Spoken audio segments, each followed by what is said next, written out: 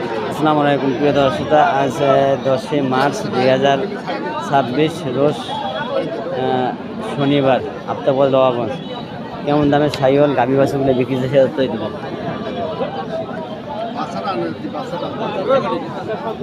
এই যে গাভী, এই যে বাচ্চা, ষাঁড় বাচ্চা সাইওয়াল, একবার সাইওয়াল।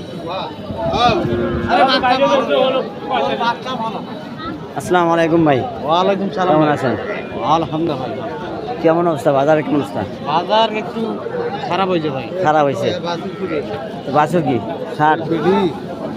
ষাঁড় বাছুর, বেটি ষাঁড় বাচ্চা। ষাঁড় বাচ্চা। দুধ কয়টা?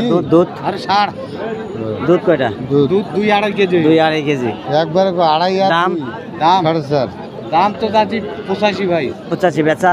বেচা টমাটে ভাই কত হলে দেওয়া যাবে একবার?